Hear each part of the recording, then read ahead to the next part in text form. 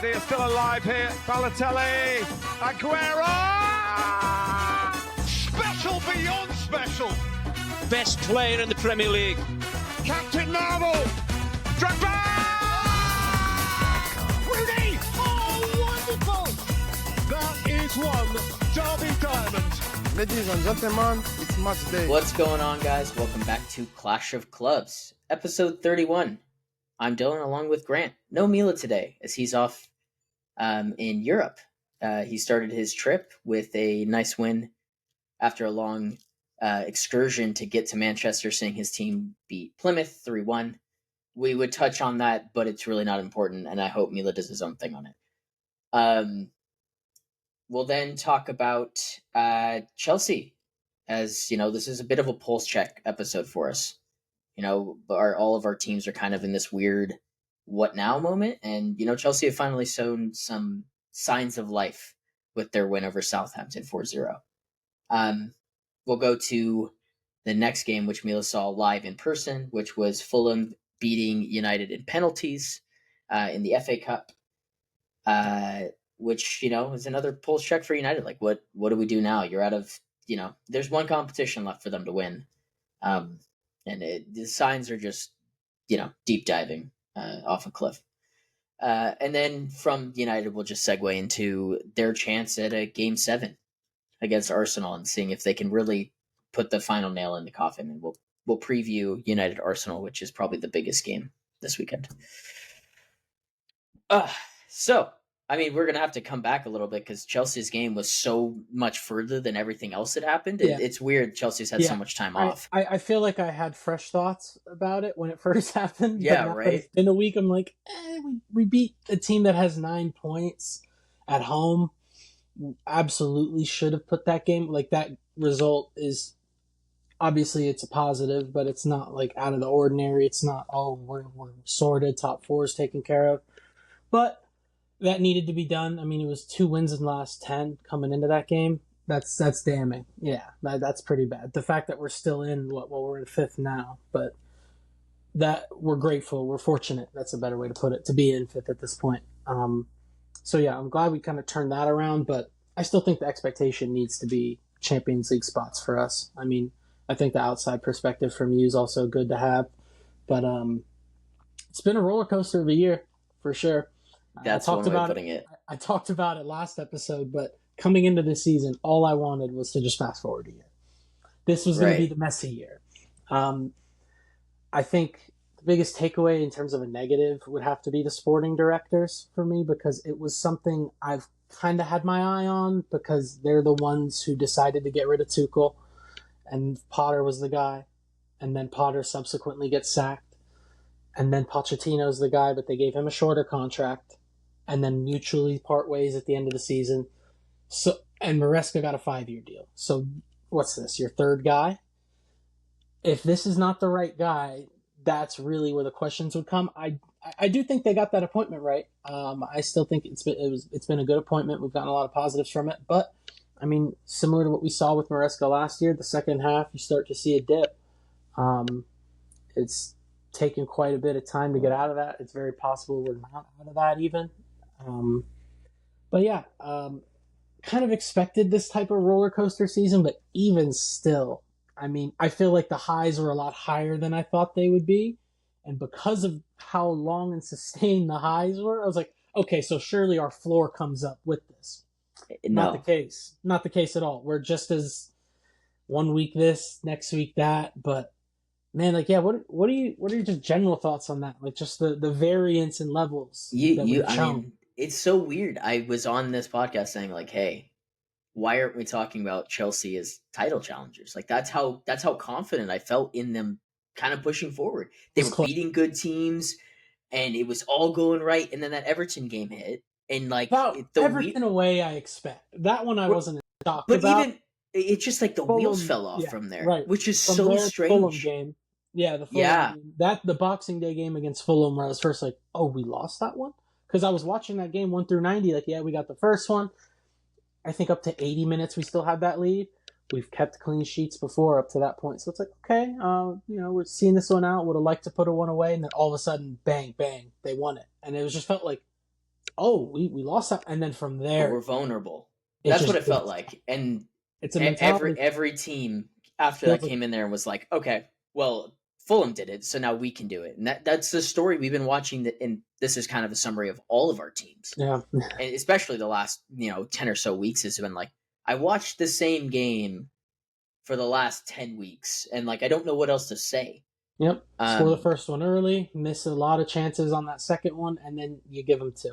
The other team could not tell you the amount of 2-1s we lost like that.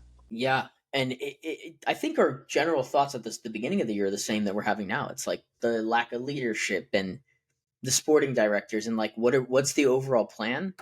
I think let's fast forward it a year is like a good overall thought because I like the idea of it. But the issue is in that fast forwarding, we were hoping to find more, have more questions answered, and I feel like it's only created more.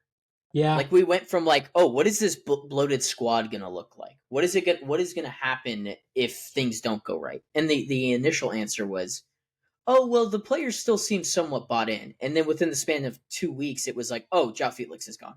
Yeah. Oh, and Nkunku doesn't want to be here. Like, what's going on?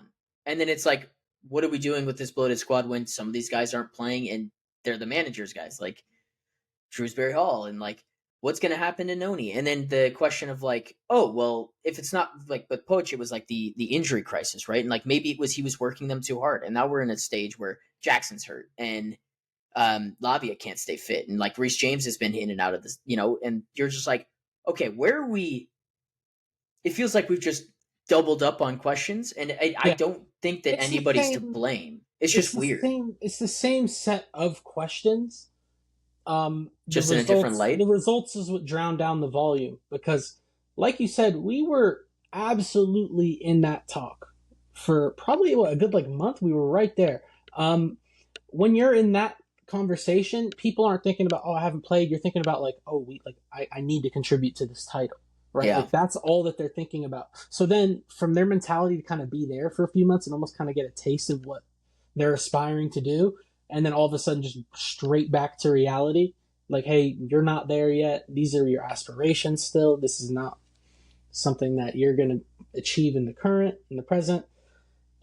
You could kind of tell it immediately to your point. Like, we became very fragile very quick. Super quickly. Out of nowhere. They seemed like almost mentality monsters at one point. It was like, oh, they're going to Anfield. They're putting a fight up. Oh, look at this. They might have it.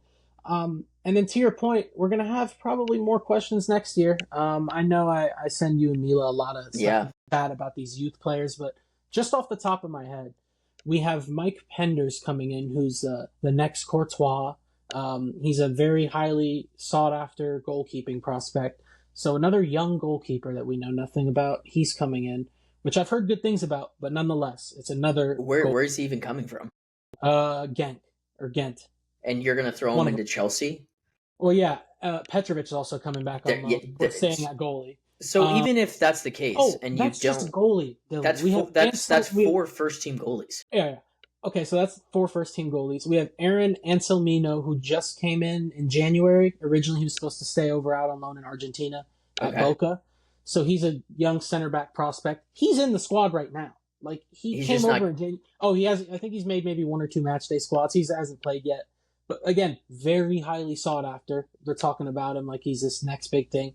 Kendry Paez, I know you've heard his name a few times. And then Esteval. So that's 5 guys I just gave you who are 18-year-olds that we've spent 8+ figures on that have high expectations. Coming into it, like you said, already bloated squad that's waiting for João Felix to come back. Chukwuemeka's coming back on loan.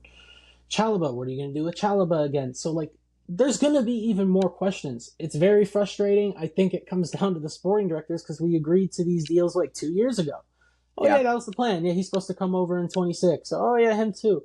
So you have to be prepared to deal with these assets. They're acquiring valuable assets. That's that's what they think they're doing. That's the way they approach it. That's the way they see it. You can't just hoard these assets. They can lose their value very quickly. Just random example, genuinely not taking this out of you, but Mason Mount, we sold for $55 million. In less than 2 years, you'd be happy to get 25. These assets can depreciate very quickly, and that's something that I don't think they've really thought about. João Felix sold for over $100 million too long ago. What is he worth? To a team like he's over at AC Milan AC right now, Milan and don't want to offer 40. That's already coming out. They're done. AC Milan are also just a weird club in terms of their business. They've been awful. All Italian teams don't have money to spend.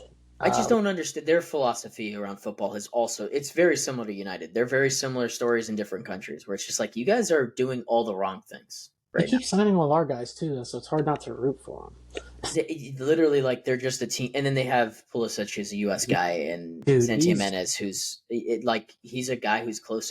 As much as I don't want to root for the Mexican national team, it's cool seeing a guy from this side of the world going over and doing big things. Yeah, the CONCACAF link up there is pretty cool. Pulisic, totally unrelated side note, but he has absolutely turned it around.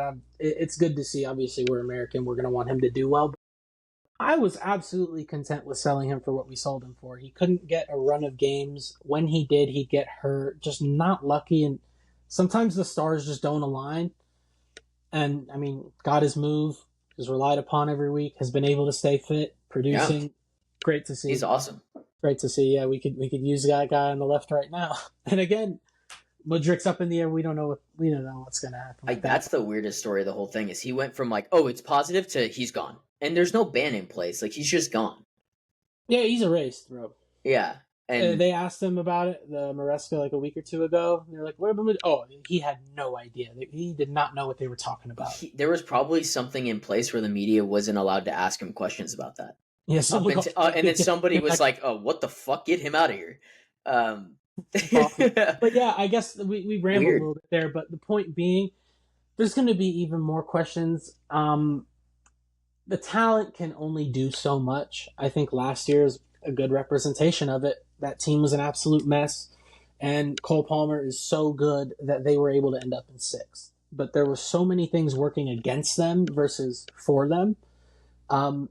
They're still going to have things working against them until they get it resolved. You got to clear house to some extent. You have to have a sustainability aspect implemented to where, okay, we have 40 first team players that are capable. What are we going to do when all 40 want to play? I think that's really what it comes down to. But in terms of just more on the pitch and the more exciting stuff to talk about, I think it's only up from here. It's optimistic, but there's just too many talented players. Like I sent you those Esteval goals. He had a brace over the weekend. Nuts. Like just absurd. It's like surely if that guy's next to Cole Palmer, like you're telling me they don't figure something out. So it's hard to see it getting bad. But again, it's a fragile foundation that everything's built on.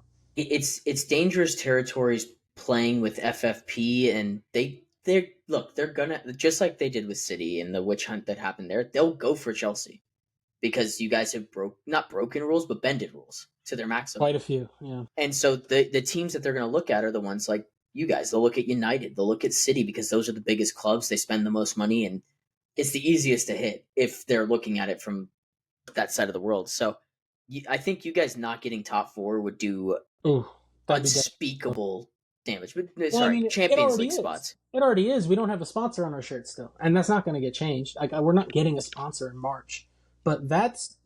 I think I talked about it last episode a little bit, but that's horrible business for businessmen. For the whole idea that Chelsea's being run like a business now, right? Like we're talking about assets and managing assets and business, pushing. Well, that's how I have to talk about it because how does the biggest team in London, right? Like not have a sponsor. You're talking about the richest part of London not having a sponsor on their t-shirt. Like you guys sell kits like it's nothing. You guys sold out a training kit this year. Sold out a training kit. Yep.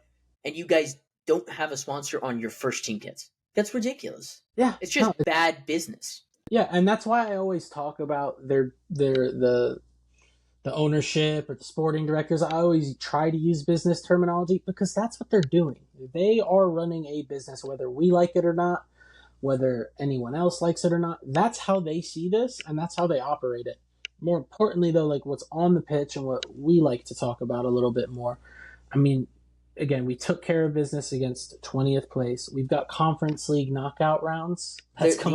These are like be taken care of. These are softball pitches. They're the ones you have to take care of and you have to look good doing, which I think we should talk about the Southampton game a little bit because I think there was there was bright sparks in here, and the fact that you guys won and convincingly the way you did without Palmer was not great again.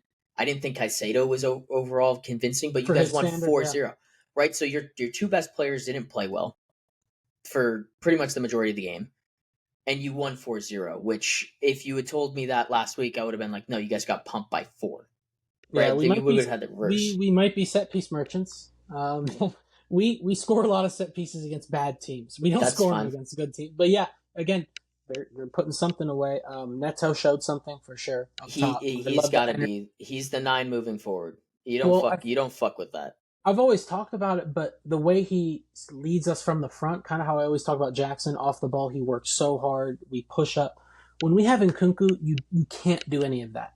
And then that's where the defense in the midfield starts to have this disconnect, and that's where we really get opened up. So to have someone on the front foot like Neto, who's more than willing to run for 90 minutes, and again, we're talking about a number 9 being able to run for 90 minutes for a team striving to compete for the Premier League, Champions League. So we'd love to get the standards up. But given where we're at right now, I think that's the best option we have. Palmer, again, yeah, not great. I think Enzo Fernandez. Him being in the higher position of recent is making him... He's got those legs too. And I think Maresca, to his credit, I think he's the first manager to, solve the puzzle, if you will, with Enzo Fernandez, because he's clearly a very technically gifted player. Mm-hmm. But all of these managers have been posed with this question of how are we going to get the best out of him? I think Poch probably had it the most wrong, having him detached from the midfield, and then really leaving Caicedo by himself and just Enzo kind of roaming around the striker. I didn't love that utilization. Potter had him as a lone 6. Great on the ball, but defensively you're wide open with him as your defensive midfielder. He's very similar to, and I'm not saying that he's Pogba. Yeah, Pogba is not. He's a different athlete, right? But that mold of player where you put him in advanced positions and he just finds the right pass, or he's in the right spot. And he doesn't necessarily have the finishing boots of some other 10s, but the 8-10 mold is definitely where he needs to be. He's got enough legs to get back, provides enough support, but he's just got a passing array that's much better than it's the best passing array on the team. He can spray the ball anywhere. Yeah, that's what Pogba used to do. It was hey, touch here in the 8 position, now it's out in the wing. Or he's on the edge of the box, finds the right ball. He's very super computery in that sense, where it's okay, you can find these passes where no one else can. You can unlock the doors that no one else can. And I think you can utilize that deep, but the thing with that is, to your point, I think a lot of the positive traits come from him further up. Not second striker like he was last year, but again, kind of in those half spaces, being able to dictate play. If he wants to drop back and come pick up the ball off Colwell, who's central center back, he can pick up the ball, switch it. He can play it short, make runs off the ball. But I think to that broader point, what we saw against Southampton, and again, it is Southampton. I do have to... Right. Yeah, it has to preface it. But I felt personally like there was a lot more tactical freedom in the final third. And obviously that's without having a striker. But beforehand, especially beginning of the year, Sancho, he is out wide. He's linking up with whoever's in that half space next to him, making runs off each other. Jackson's in the middle. You have Palmer in that other half space, and then Madueke out wide. Now, obviously, again, it's because Neto's your striker and Nkunku's out wide. But it feels a lot more free-flowing. And I think we're starting to reap more benefits off that just because they've played with each other a little bit more. They're starting to learn each other's tendencies. Like the goal Neto scored, where Nkunku kind of holds it up, and then Neto just, I'm going to go around. I'm going to overlap him. They're just starting to understand each other a little better. But yeah, I think that tactical flexibility in the final third is definitely helping us. I think Facundo's alluded to that too earlier on, where it's the fullbacks won't even overlap. But I think not that he didn't say it specifically, but I think the importance lies more in those attackers to be able to understand where and when to go. Yeah. So yeah, positives, but shit. We got another. I was gonna say, so we have that Conference League tie, and then you play Leicester. Yeah, exactly. We have Leicester. So it's got to. I think we texted about it. Like, there's 4 straight games here that you have to get all. You have to win Arsenal right before the international break, which is that one's going to be just who knows. Saka might be back. We're a mess still. They're a mess. Is Saka really slated to be back? Who knows? What at this point? Like, I saw some Chelsea fans claiming that like the Laker attacks, where it's like, oh, it comes back against us. I'm like, it's not as bad as the Lakers. I would, but I don't know how. We'll talk about them. I'm not even worried about that game. Why wouldn't you just shut him down for the year? Yeah, I'm not even worried about that game, honestly. But no, not worried in the sense like we're winning, but like we need to worry about Leicester at home in the Conference League first, because that's where we've been in the past 10 games. That's the way we've been playing. I need to make sure that we take care of business, but we're probably going to get 5 Champions League spots. So I think you can absolutely build off that platform. And I think going into the international break with a win at the Emirates or a result at the Emirates, that's a lot to go off of. And then you come back and you have Tottenham at home as your first game after the international break. Yeah, the next stretch of games becomes difficult just from the clubs are bigger. Not necessarily that like Spurs aren't playing great, and neither are Arsenal, but the size of the clubs and the just the relative like competitive levels are going to be a lot higher. Leicester is one of those teams where as long as you come in with the right amount of energy, you play your brand of football, you'll win the game. Yeah, they're just that bad. Sadly. They're that bad. But like if you don't come with the right amount of energy, you come in sloppy, they will give you a game. It's a choice, right? Like I don't know. I did want to talk about Neto because I had this analogy that I was thinking about. Like it's so similar to basketball, and it's going to sound really weird. But he reminds me of a vertical spacing big man playing in the 9. And so like in basketball, when you have the vertical spacing big man, like it's just another outlet to let your point guard be better, right?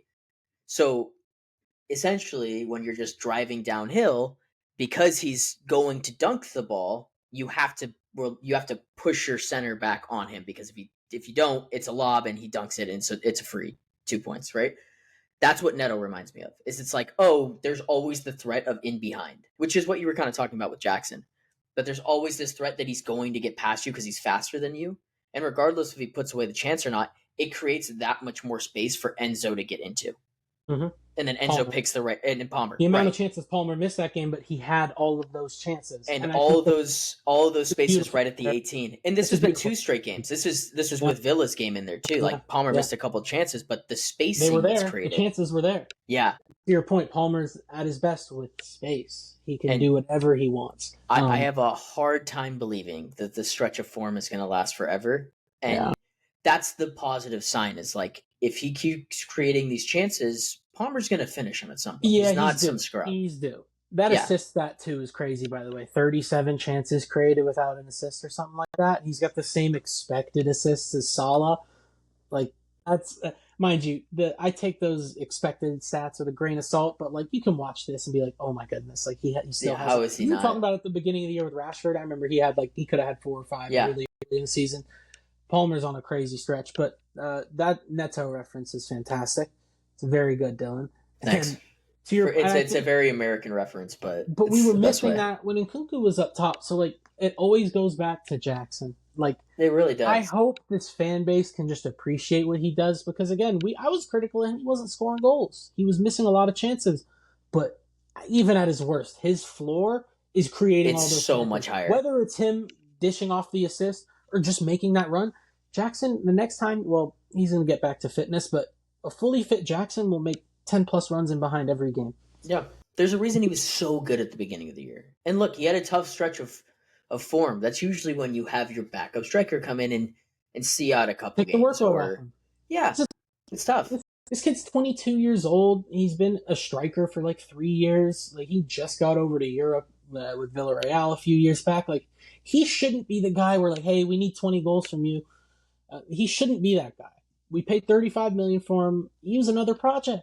Look, City have Haaland, and they went in the market and went, we need another forward. Like, even if it's to give Haaland a night off here or there, we need another forward, and we're going to go get Marmoush. Like, that's just what you do. You let your really good players have a night off here or there. And the only way to do that is if you have the depth. You guys just haven't had the depth. I'm sure they were hoping for Nkunku to be able to do that job, but I was excited. We all knew that he wasn't that. I wanted to see if Guiu could do it. Yeah, we didn't see enough sample for me to be like, yeah, I think he could have done it. Hey, I he's the just leading don't scorer in the know. conference league, so Uh, they post yeah, conference league page posts great propaganda for my boy for Mark Chelsea. Guiu. So, oh no, Guiu. Oh, for Gui. Oh, really? I saw a tweet about him like last week. I was like, oh yeah, nice. There we go. Okay. But yeah, I think I hope that some fans of the game can appreciate what Jackson does at that position. If he's putting away those goals, like of course that he's going to be up there. I mean, we were talking about at the beginning of the year, he was up there, one of the best strikers in the league, just because he's able to put away his chances along with everything else he does. His floor is so high. When you have dangerous guys behind him like Palmer, Enzo, when he's in space to find stuff, they have all that space afforded to them because of Jackson, or to your point, what Neto's doing right now. Neto's probably got better ball striking naturally than Jackson does. Yeah. I mean, you saw that goal he scored. Jackson doesn't really hit a ball like that, but again, I'm not complaining about him. Can't wait for him to be back. He posted a picture in the training room, so soon. But yeah, I think they still. I mean, all things all, wrap it up. Champions League spot needs to be secured. I think it's the most important thing that's left. The conference league, like I know we were saying, you need to win a trophy. If you had to sacrifice, win. No, they should. But if you had to sacrifice it to get a if top a genie, 5 spot, it's not even close. You don't. Yeah. Yeah. If a genie offered that and said this is the only way, like you have to make this decision. Yeah. Do you guys still have to play Newcastle at some point? Or you already played them twice? We lost to them. No, yeah, we got to go to St. James. Wow. Okay, so oh my goodness, our last 4 games: Liverpool at home, Newcastle away, Man United at home, and then Nottingham Forest away. Wow, there's a bunch of. That's a really cool part about this from a guy whose team's in 14th. Perspective on the rest of the table, pretty much 3 through 10 is like everybody's playing each other over the next like 5 or 6 games, or through the rest of the season, and then it really could be shaken up. Like Villa is in 10th right now. If they win 2 games and City lose 2 games, Villa leapfrogs them. Like there's just so much that can happen, and it's exciting from a neutral perspective because that's what I am currently as a neutral. It's a lot going on. I mean, I still feel like that it's in our hands though. Like we absolutely, we're in that spot right now. Based off the points, you were absolutely. It's yours to lose. We have injuries for sure. Everyone's got injuries. I think we've been pretty fortunate with injuries this year, to be honest. I mean, they all kind of hit at the same time about a month ago, but Lavia, Fofana, other than that, like, I feel like we've been pretty fortunate to have most of our squad fit for most of the year. Obviously, you've got guys who are injury prone, but point being, you can't complain with injuries. Look at the other teams around us. Look at Arsenal. This is the modern footy world. Exactly. Like teams are dealing with injuries. This is a broader discussion we'll probably talk about in the summer, but like, how do these guys keep going? How much long? Like we're already seeing like Rodri being hurt is the first. He's a big domino because he won the Ballon d'Or, but just wait until an Mbappe's done for a year. Just wait. The ratings will tank if there's no star players. That's the way that sports work, and eventually these amount of games will catch up because we're going to go from the end of the season to Club World Cup to international duties to then you're going right back into the Prem, and then it's a World Cup again. It's nuts. It's bananas. It's bananas.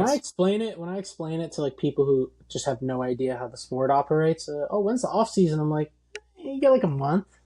If you're lucky. Yeah. Right, but it's nuts. I don't know how they do it either. I mean, your best players. I was telling you before we started recording. I mean, I played first time not in goal I was exhausted within a minute. Bro. I was like, oh my god. Lord only knows what their bodies are going through on a day-to-day basis. To those amount of games, they're professional athletes going at 100 miles. You know, either they're always at 100% all throughout the season, and then they're getting banged up and playing through injuries, and then they're going and like your best players, to put it into perspective, like Cole Palmer. Let's just use Cole Palmer or Saka. Either one of those two go from having to be the best player on their team week in, week out, playing 100%, playing 90 minutes consistently, and then they go to international duties where you're playing for your national team, so you're going to give 100%. When does 100% stop? It's not like basketball. It's not like American sports where you can load manage every other, accordingly. And even those guys are freak athletes. So it's not a disrespect or a slight to them, and then they get 3-4 months off, right? Like the whole summer is done. Cancun. Yeah. You get to They never reset get to your go to body. Cancun. No, they get to go to Portugal for a week, and then they're right back into footy again. And man, such Warm a weather taxing training sport. if you're lucky. And then you still get hurt. Even then, yeah, like And you still get hurt. No bullshit. Obviously, Havertz. I've said enough about Kai Havertz and how I feel about him, but like that is so unfortunate. Like Yeah. warm weather training is like meant to have the exact opposite impact. And that's just the nature of the beast now. It's supposed to be light. Like what the fuck are they like? What are you supposed to do about that? Obviously, it looks bad that you went there and he comes back hurt, but like, what are you supposed to do? It's you ridiculous. Can't do anything. Even United, they got 9 days off, and everyone got hurt. And it's not. I don't think it's a coaching thing anymore. Like I did at first think that there was some coaching implementation to it, but these guys all have top of the line. They've got some impact for sure. But if we're talking a piece of the pie, I don't even think it's half. I think most of it's just like how much they're playing. Like there's so much that goes into every given game, like who's coming on, who's playing games, right? Like you have to get the okay from a doctor, and then your medical team has to clear them, and then you have to have your manager be like, okay, here's the situation. There's just so much that goes into it that like at this point, it's like they're just playing too many games.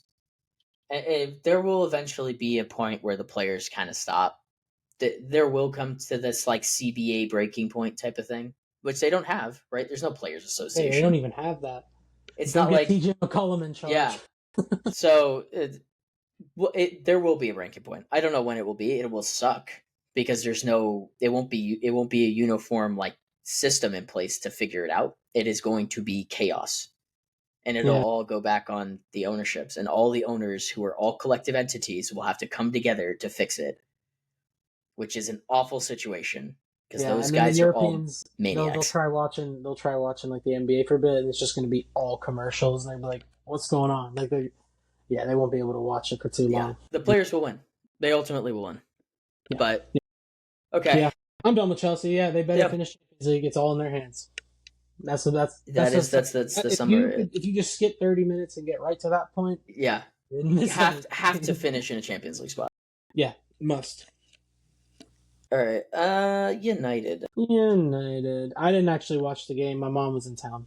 I'll start with the Ipswich game because we'll go back to it. So, United are just like an error-ridden team, right? Like I've said it before. Like we're always just a goal down. United had 2 of those within the first half. It sucks because Patrick Dorgu has actually been like one of the bright spots so far since coming into the team, and like him and Onana make a mistake. It goes on both of them. We're down 1-0. They do really well to get back into the game. I actually thought that they started playing some of the best footy I've seen them play in a long time, which is the bar is really low. So it's really fucking low. They get back into the game, they take the lead, and then he gets sent off for a red card that, like, I get it. You watch it a million times, it's absolutely going to be a red card.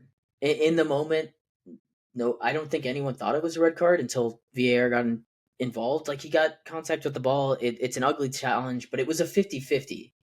Yeah, we don't need to dive any deeper than we don't know what's a red and what's not a red, so it's hard to even stand strong on one side. I think it's a red. Oh, no chance it's a red. I don't know. I don't know. That's why I'm sitting here. I'm like, I hate that it was a red. I'm not angry that it was a red because I get it. It happens. They happen. It's an unfortunate reality of the game today. It sucks. And then United in the second half, they did enough to get over the line and they won. It was a really scrappy, heartfelt, emotional win, which shows the signs of the team. Like there was a relegation scrap. The floor is so low, and it is so low at United right now.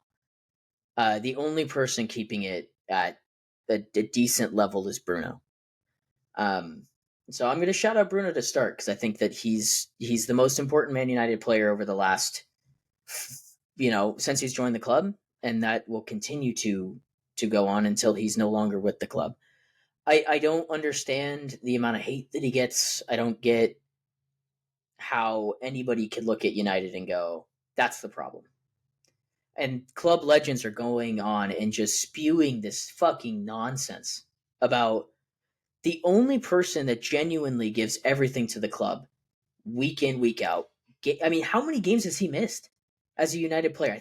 I genuinely think it's 5. And most of them, single digits. And it's because of suspension, not because of health. Yeah. And like we just talked about, how he plays for Portugal every time they're on international duty. He's playing, 60 games a year if he's lucky? Yeah. All 90s. Yeah. Rarely getting subbed Working his ass off. And I think, to your point, he raises the floor so much. I think even more credit from me personally, not that I'm a hater of Bruno, but I definitely think the player has his flaws, all that. To be able to adapt to this deeper position pretty seamlessly, given what else is going on around him on the field, off the field, as the captain, I think that's been the most impressive thing out of all I've seen from Bruno this year. I did not think he'd be capable of playing in that deep midfield role.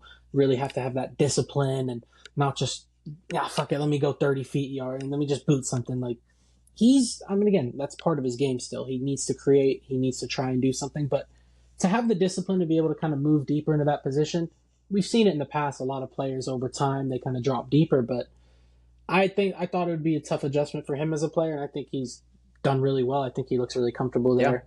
Yeah. That's where a lot of credit goes for me. Work rate, energy. I'm never questioning him. There's not a question. He wants to be up there. I'm sure he wants to be up there. He's the only, as the captain of the team, we are best when I'm here. I need to be here. Trivia question for you. United have scored 7 goals in like the last 4 or 5 games.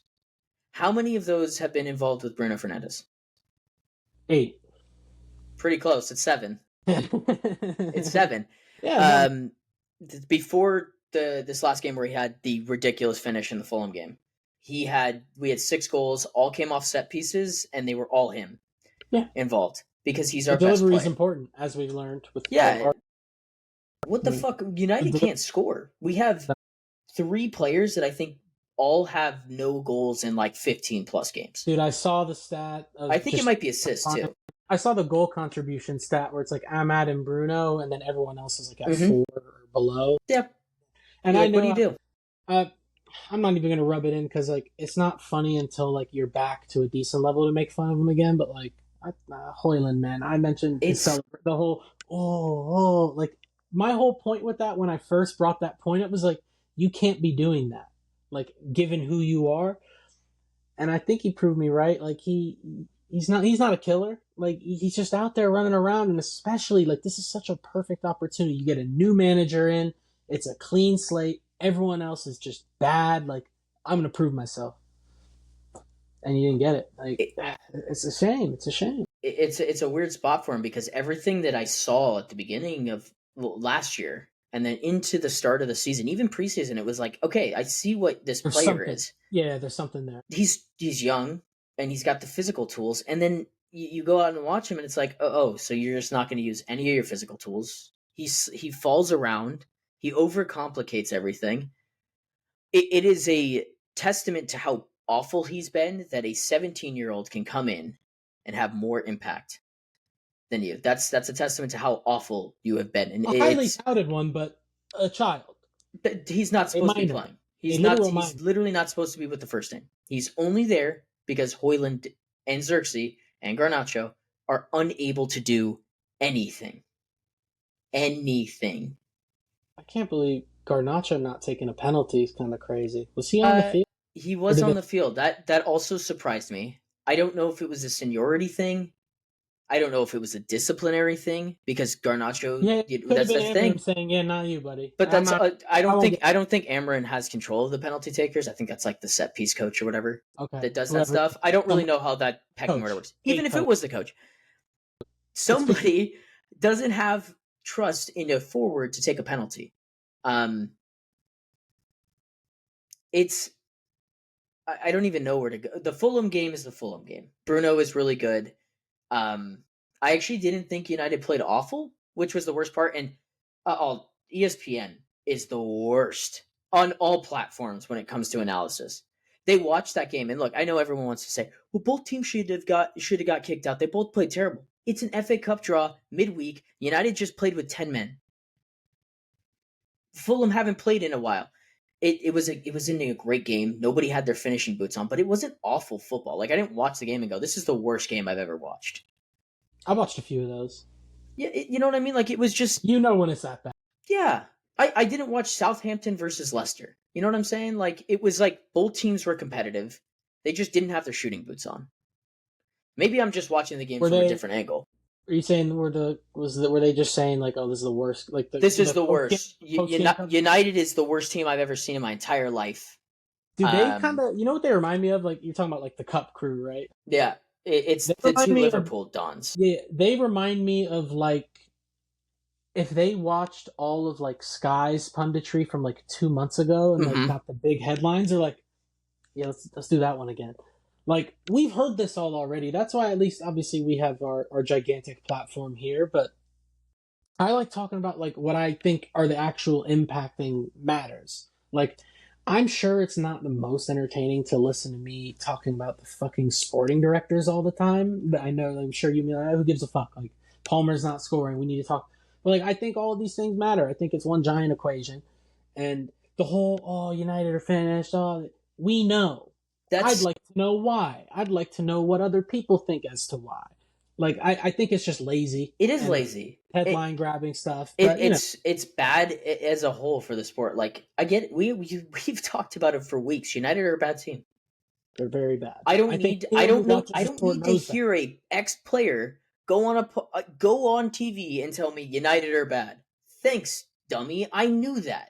Right. You're not. If that's your analysis, I should get paid what you're being paid to go on TV and say that stuff. Right. Tell me what you saw in the match that made you think that. I don't. That would, at least as a fan, I could be like, okay, here's the pattern of play where United are struggling in. If you're some genius, why don't you go in and fix United? They'll pay you a bunch of money.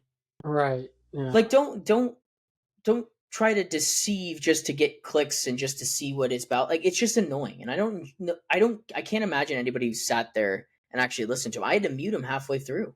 Oh, dude. So funny you mentioned that. Since you said all sports, anytime there's NBA on ESPN, you know what I do in this halftime? Mute. I'm tangent, but a few days ago, I was like, oh, is halftime show back on? Or are we back on third quarter? And I clicked unmute and I immediately heard Kendrick Perkins. And I just like muted again. I was like, oh, not yet. At least the point being, it's just very lazy narrative-based analysis where it's like, oh yeah, they're falling apart because the new coach and Bruno's whining again and red card. Like, yeah, how is Bruno the problem? Like, if you go on and you tell me in the pivot, yeah, and throw Garnacho, Xerxes, Hoyland up top. If you go on and tell me that Bruno Fernandes is the issue at Manchester United, you should not have a job. You shouldn't, because United would be in relegation. They wouldn't have been in any of these cups. I was just going to pose that question. I genuinely think they're in a relegation battle if he isn't there. Well, the issue is Ahmad's not there either. I don't think things would be as bad right now if... Oh, no. I genuinely think if we have Ahmad, the last few games would have gone a lot better. You could be above Spurs. We'd probably be above Spurs, and I think we'd be in this competition still. I'm not that good, dude. You guys, everyone knows I'm a big believer, but I'm sorry. Like, just watching the game again, we're talking about what we see. That guy is significantly better than your other four. And it's not just, United are so bad that he's that good. I bet he'd get into our team. He's very good. I think he gets into pretty much every team. I don't know if there's any other team that he does. He gets into Arsenal. He gets into... I think he could get into Liverpool. Like, he'd be one of those... Imagine him as, like, the 10. Like... Probably not. But, yeah, he's good enough. Talent-wise, he's that good. He's that level. Why is that not a part of the discussion, right? Like, Ahmad got hurt, and United have been bad. And this team is not good, and this is the whole Ammerman out thing. If you rip away a team's best player, are they going to be better? No, of course they're not. Like, let's not be blind to the thing that's right in front of us. They lost Mainu and Ahmad in the space of 1 week. They are not going to be a better team for the rest of the year because they don't have two of their probably best 5 players that are in the foreseeable future of the plans. Right. If you go look, and I think for United fans, they can probably take a lot of solace and just look at where Chelsea were a few years ago and just kind of look at the roadmap at least. Like, okay, this is what we're kind of trying to do. Like, how long before we're, like, the top half? Like, how fucking long is this going to take? When I look at the benches that Man United are putting putting out week in, week out, it's all youth players and Lindelof most of the time. Yeah, we had 7 this week. What is he? Yeah, you had 7. You didn't even fill the bench. What the fuck is he going to do with those pieces? With Potter, and again, I'm not blaming Potter for why we were 12th that year, but just for an example, we had whatever the max was, I think it was 7 still, but we had a full bench. We had the names, whether or not they were the right pieces, but you had stuff to work with, and you can kind of see what, other than like Dorgu, has he been given to work with? Nothing. Ahmad has been contracted to Man United for a few years now, and not one of the managers says, I want to play him. So Ahmad was already, the only guy they brought in for him was Dorgu. And he's looked good, to your point, and it'd probably be really easy, lazy. Oh, yeah, look at him, red card, he sucks, he's a flop. Again, that's just ridiculous. He's probably been United, outside of Bruno, he's been their best player. I was going to say, similar to kind of what's going on with Kusanov, like, when we saw his error against Chelsea, you and me probably laughed a little bit, but it wasn't like, oh yeah, he sucks. Yeah, he's the worst player I've ever seen because he made this one mistake. Yeah, let's not be dumb. Let's not be blind to the ideas. And again, he's proved a lot of people wrong, and those people who jump straight to that conclusion, you rightfully look like an idiot. But again, with Dorgu, I think he's shown a lot of positives, and he's also, 20, 21, 22 years old. He's really young, and he just started playing with Andre Onana, who is a very unique goalkeeper in the way he plays. He is a and they had goalkeeper. a miscommunication. Those happen. And especially with guys who don't play together, bro. Allison and Van Dijk did that last year against Arsenal. United are in a bad spot, so everything's glorified. Everything's glorified. And I don't know why it's funny, because every other place on planet Earth is so like, this is the worst, this is the worst. Like, United are not the team that they were 15 years ago, 10 years ago, right? Like, why are we... Let's not act like... I've been saying this for a while. Let's not act like this. That was going to be my last point. This is like... It's shock therapy. It's shock therapy. That's the best way that I can describe Ineos. They are taking all of this craziness, right? And they're putting it right in front of your face. United have been spending money on people that aren't doing a good enough job for a long time. And they go in there and they're just shock therapy. Well, then we're cutting your wages. We're firing these people. We're cutting their lunches. And everyone's like, holy shit, like, you're treating these people terribly. And it's like, shoe on the other foot here. Are they bad at their job? Are we doing the right things? United are not successful. And from the limited sports experience that I've had, that's top to bottom. If you're not good at the ground level, you are not going to be successful at the top level. A lot of those cliche sayings tend to be true, where it's like, oh, you're only as good as your worst player, that type of stuff. To your point, it's organizational. It runs from the top bottom. We've talked about it before. What would you do as a businessman if you walked into a failing business? Would you operate as it was, or try to update things, change the way your business runs? Again, we're talking business. It's boring. But that's how these people are operating. So to give you an understanding, you have to see his perspective on this. It's his asset. He paid a ton of money to be in the spot he is. Oh, should I just run it as it was and failing? I think that falls more under the dictionary definition of insanity, which is doing the same thing over and over again, expecting a different result. We've heard Glazers out for 20 years. Why would you do the exact same things, operate the exact same way? Like, that's just how things work. And I think you make a very good point there. That was kind of my last thought on United. We're talking about, it's the worst team ever. We've been saying that for a very long time now. So why are you expecting them to do anything? And then anytime they lose, you're talking like, oh, I can't believe they just lost. Yes, you can. You're lying to yourself. Everyone expects them. We've said it already. We're 28 games, 27 games in. The table's pretty accurate in terms of reflecting where teams are. Obviously, 3 through 10 is very convoluted. We know that, but they're all competitive points tally-wise.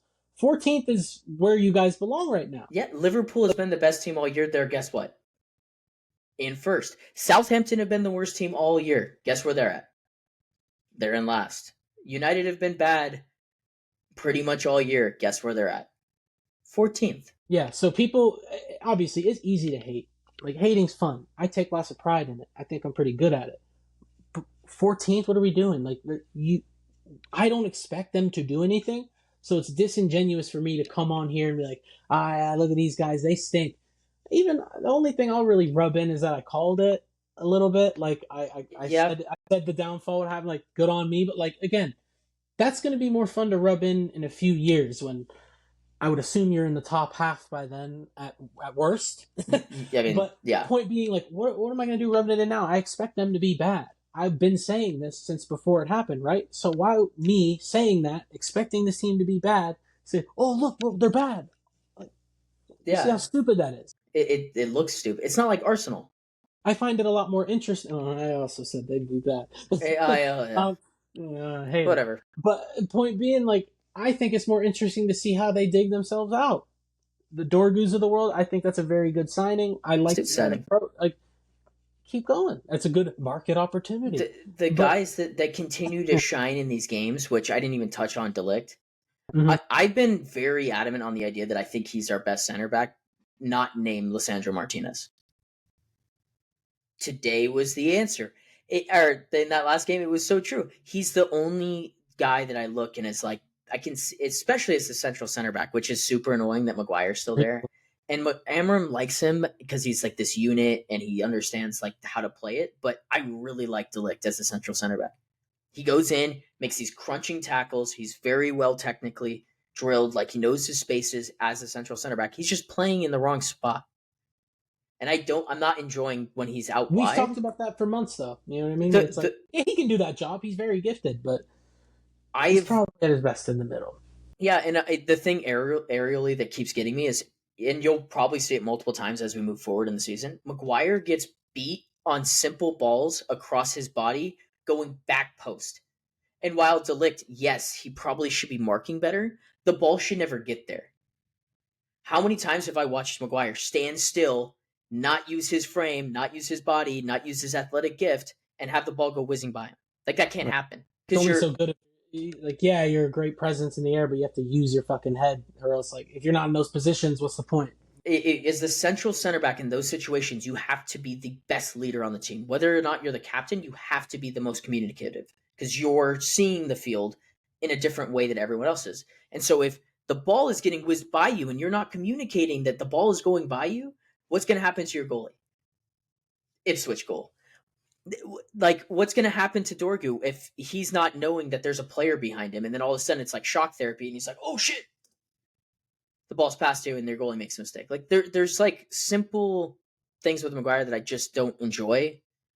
I don't think he's the biggest issue, but I would like to see De Ligt take that role because I think that he plays for the badge. I think he likes being here, and I think that he actually plays at 110% all the time. That's good to hear. Yeah, I don't watch every game with you guys, but that's where you're at right now. That's what you're looking for. You want someone who gives a fuck.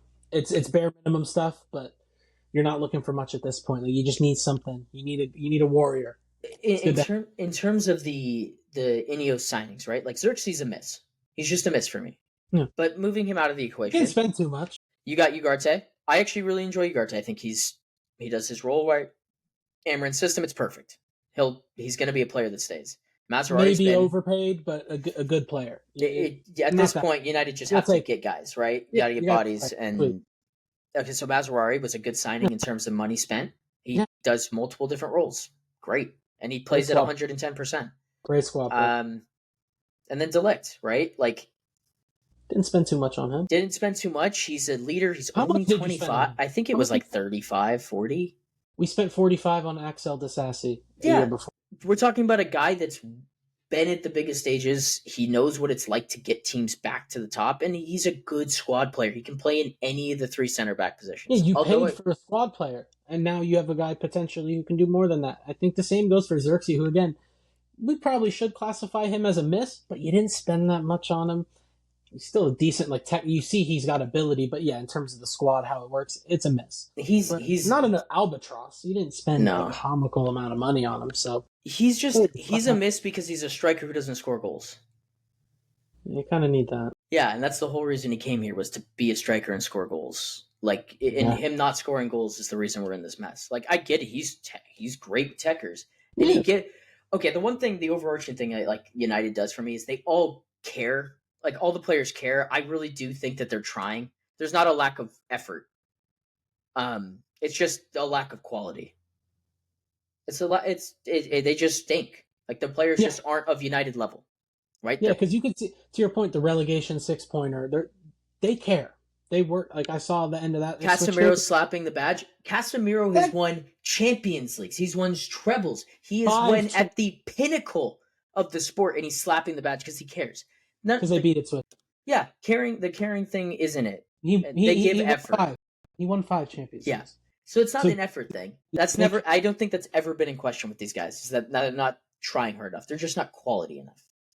There's not enough quality. To bring it full circle, that's why I thought they'd be bad. So I will rub that in one more time. Fair enough. Yeah, they're not good. They're just not good players. Yeah, like it's not rocket science. So, it's just taken. I think the more exciting things to talk about, or more interesting things to talk about, is probably the better way to put that. Is what's the way back? And I think to your point, the Ineos recruitment, it got some flack from me included. If you look at it, it's really not that bad. It was a 7, right? It wasn't otherworldly. But that's the thing is United need to hit at least a 7 to get back to where they need to be. They're not going to hit at 10s because no 10 is openly coming to United right now. Unless they're just a fan. Yeah, which there is some. That's the thing. It's like the X factor is you're United, and you're going to get players like that. Like they might get Osimhen this summer just because they're United. Because you have nothing to offer, guys. You don't have Champions League football. You're not going to probably have You're not going to have these things. What you're going to have, no, you're going to have big brand and the ability to tell guys, you're going to come in, the spot is going to be yours. You take it. You take it. We're at 55 minutes. Do we want to touch Arsenal United really quickly? Yeah, real quick. Let's get under an hour. But yeah, I mean, just from my perspective, I mean, that's just two teams in awful spots for different reasons. Actually, I think they're similar. They both can't. They both can't score goals. But like what led them to where we're at this weekend, like just two very different paths to just. I don't want to watch them. Arsenal a lot more unfortunate, but almost a little Plaxico Burress situation. They kind of shot themselves there with that one in terms of the squad planning, something we were critical of before the injury crisis. We are very smart. We're geniuses, actually. Yeah, it's gonna be an awful watch, man. I think it reeks of 0-0. I don't expect a goal to go in. I will watch this game, even though I probably should do something else with my time to further progress this big game of life we live here, Dylan. But I will end up wasting my time 2 hours probably watching this game. I have no idea how a goal goes in other than a set piece. So that's but yeah. What do you think? Like, there's not.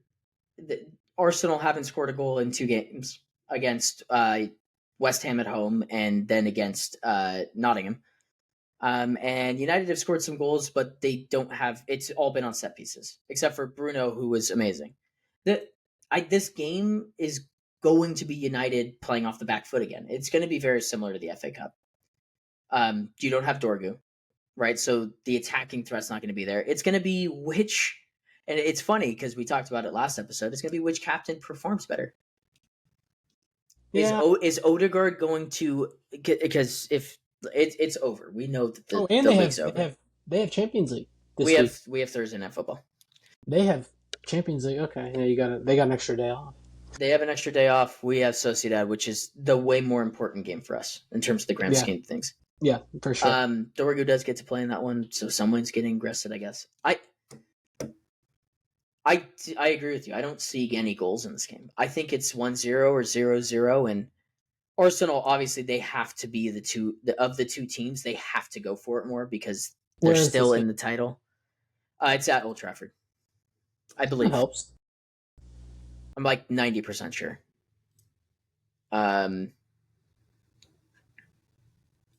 Nope. Fucking clicked the wrong game.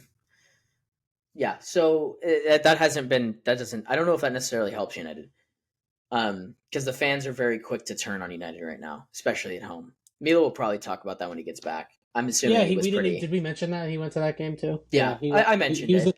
He was in the Fulham away, and he must have had a good time. Successful hate watch for Matt, for sure. He's going Benfica, Barcelona tomorrow. So yeah, he's going to the Madrid derby tomorrow, and then he's going to Benfica. Oh, what? He really has hit the pinnacle of football. Yeah, he's having a good time. But I wanted to look real quick. Last thing of the day is, what are the odds on the over/under for this game? Because I want to see. Yeah, people don't play about money. People don't play about money. So let's see what they got. Total goals. Over under 1.5 is plus 210. That's actually not bad. But, plus 210 for under 1.5. Well, we don't advocate for gambling, all that yada yada, but that might be that play, or a team to keep a clean sheet is probably another play. So yeah, pretty much it's split at 2.5. So like, I actually think that's pretty generous. I have no idea how we get more than one goal, because I can see a goal on a set piece. Things can happen, but United have scored 8 goals in their last 5, and Arsenal have scored 7 in their last 5. They haven't scored in 2. Context, yeah, we need to add context to that Arsenal stat. They haven't scored in the last 2, and we haven't kept a clean sheet in 6. So it's, what was it? Movable object meets a stoppable force. A stoppable force meets a movable object. Arsenal need this one more. It feels like they should. I think they have to get over the line. It's already, if it's them. With that being said, we win 1-0. So, a good old West Ham smash and grab. Yeah, if you guys win 1-0, Facundo will be on the pod. Yeah, of course. The invite will be extended. He can. We'll get a Liverpool fan on, and he can give him a. Oh, he lives with one. We'll bring him on, and he can do a. What is the honor guard? The guard of honor. Yeah. Bro. We're still a top 10 respect moment. Yeah, where Facundo can just clap at getting, and then we can clap at Facundo for Arsenal pushing the first place team again. Oh, I mean, yeah, three-peat. Yeah, dude, they're really good at second place trophy. Love it. I love it. Yeah. This was a good vent session because Mila didn't need to be there for either of that. Yeah, just ominously sitting there and lurking like, we're awful. It's our worst year ever. We're going to qualify for the Champions League again. And we're probably going to win the FA Cup because they are the only team in recent history that's won the FA Cup. We got to go over an hour now because that's worth talking about. That is going to make things very interesting because that's also a European spot. So typically 2 Europa spots come from 5th and 6th. It would now be 6th and 7th. Probably only going to be 1 Europa spot because, I mean, unless City win, City will probably be in the Champions League. So a lot of teams are going to push for that. I think a lot of teams... Yeah, all you have to do is get... Which is not a typical approach, but teams are going to go for that FA Cup now. I mean, that's a big trophy, and it gets you into Europe. So if you just make the final and City get in, it doesn't... So you have to win. Oh, yeah, you have to win. You definitely have to win it. But I think a lot of teams are going to go for it. Like a Crystal Palace can win the FA Cup. Like that's a huge deal to a club like that. And they get to be in European competition next year. They get to spend a lot more money because of that. If Villa aren't able to get Champions League again, you know which manager loves a Europa League? Unai Emery loves a Europa League. I also hate him as a manager. I have to get that out. He is despicable. Oh, man, he plays terrorism football, just like all the other Spanish managers. Except for the Bournemouth guy. Areola? Yeah, he's sick. He's sick. But all the other Spanish ones, like Spanish league, ones, just make me sick to my stomach. Unai Emery, we have a chance to get in the top 4 here. Let me rotate and not put the guys that have been doing damage all, like, the last squad depth right now, too. That's insane. Yeah. Like, Rashford and Asensio are going at 100% and are on working at all cylinders. Let me play them. Let me rest them to play. Who did they play in the FA Cup? It was literally like the team in the team in the championship. Leon Bailey. Oh, who they play? Like, who they play? They played Cardiff. Cardiff, yeah. Instead of playing them against Crystal Palace in the Prem. Palace, who've been in really good form lately, that's the game to go. The Champions League is so much more important than the FA Cup for Villa. That's such a decision to make because Villa are so tied to the amount of money they're spending. They have to keep this up. Right, and so it's like if you want Rashford to stay, you have to get Champions League. Yeah, and I mean just to kind of go back to that FA Cup though, you have Fulham and Palace. This is the quarterfinals. Fulham and Palace playing each other. Preston North End, the only championship team left against Villa, so that's probably a tough one. But obviously, this is still an important competition for Villa. And then you have Bournemouth, Man City. Man City, obviously, this is the only trophy they can win. They like to win a trophy. They wouldn't like to go a year without one. Yep. They're going to prioritize that. Bournemouth, they can win a competition, automatically get Europe. That's a big deal. And then you have Nottingham Forest, Brighton. And Nottingham Forest has probably been the story. Outside of Liverpool winning it, they've been the story of the season. Brighton the past few years, right? They've been good. They've even gotten to Europa League. I'm sure. I mean, fans of that club were just over the moon to be able to go to Roma. Just these away. Fantastic for a club like that. But Forest people are, they're in Champions League. They might not care. I'm sure they'd still like some silverware to cap off this Cinderella season they've had. Yeah, they would. So this FA Cup is going to be a lot more interesting to watch than like, oh, Chelsea are playing Palace at Wembley. Like, oh, who gives a fuck? You know what I mean? Like, trophies are not guaranteed for most clubs. Like, yeah, we're spoiled Americans who pick the big team. Yeah, so of course we are. Not the name of the game. Unless your team is Arsenal, like it's not going to happen. Every so often, like. Or Spurs, those two teams, like you're not guaranteed as a big club to win trophies. But like City, United are terrible, they still win trophies. Liverpool are bad, they still win trophies. Chelsea are bad, they still win trophies. That's the only way we win the Champions League. Yeah, right. Like so, to a team like Nottingham Forest, that is everything, and it's the pinnacle. It's the second biggest trophy in all of England that you can win. Forest have won the equivalent of the Champions League before it was called that, but again, they were in the Championship for 20 years. Like. They would love an FA Cup. That's a massive trophy. There is something magical about the FA Cup, and there's a reason why it was big for United to win it last year, and it kept Ten Hag his job. Is because that matters. It's a culture thing. It matters. And for Forest, that would be a great kickstart to their campaign. Newcastle, their claim to fame right now is that they got Champions League football, right? And they're out. Same with Villa. Like they got Champions League football. Now we're on the outside looking in. Like winning those trophies matters. Champions League football is fantastic, especially for a growing club to be able to have that much more expenditure. But as we know, that's not a trophy. Top four is not a trophy, and you get to look back and we made Champions League, we had these great runs, but cherry on top is just that you win the FA Cup, you bring that home and say, okay, we won a domestic tournament and we qualified, and you could keep building off that. I think if obviously people want to call Nottingham Forest a fluke, I think a trophy absolutely legitimizes it even more. Not that we're calling them that, but I'm sure some people will think that, and I'm sure I'll probably think that too in a few months. Like, okay, next year they'll probably come back to the mean. If they cap it off with a trophy, other players outside of England are going to go, oh, that's the Premier League move you want. Because most of those guys, like, they're not worried about what team they're going to. You think Evan Nielsen, was a big Bournemouth guy before going over there? No. Oh, here's the Premier League move. Perfect. So that's your in. If you get that trophy, I'm sure that makes new signings even easier. Not that Forest have had that problem before.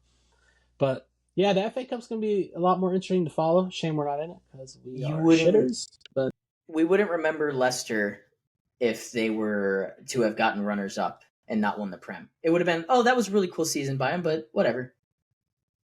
But they won the Premier League, and it's like Leicester will always be remembered for that Premier League. Just like how this Notts team, if they were to go on and win it, would be remembered as that FA Cup team. That magic of the cup moment. Yeah, of this when Wigan won and got team relegated. That was literally in relegation battle last year, went the very next season and got Champions League and an FA Cup. That matters. That absolutely matters. It's such an uplifting, and it's the very last game that you're going to play in the season. It's such an uplifting kind of launch Unless pad. you're playing exhibitions across the continent or world in a few days after. Oh, man. What a joke. What a fucking terrible look. Yeah, dude. Roger's going to end up playing in that shit too. If he comes back and plays meaningful minute, not even meaningful, if he gets on for 5 minutes at the end of the last game they play before that, fair enough. He's going to. Yeah, I've got a feeling he's going to. That man, I've not had major surgery or injury like that on my knees, just kind of bummy, but nothing crazy like that. It's a lot upstairs too. And to have that mental strength to be able to go through months of just the worst rehab, I'm sure. Just brutal. Yeah. Learning to walk again? The mental fortitude to be able to get back, to learn to run again. Yeah, if he gets back, man, fuck. Yeah, kudos. Yeah, or a Ballon d'Or. Yeah. All right, well, let's end it there. A good therapy sesh. Our Premier League pulse check for our two clubs. Mila? Okay. Yeah, Mila, I hope you enjoy the rest of your trip, Wanker. We have been Clash of Clubs from myself and Grant. This has been episode 31, and we will see you guys in the next one.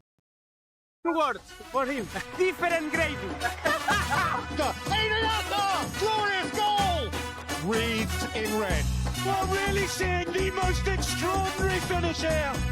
On this day of days, has he delivered? Just magnificent! Potentially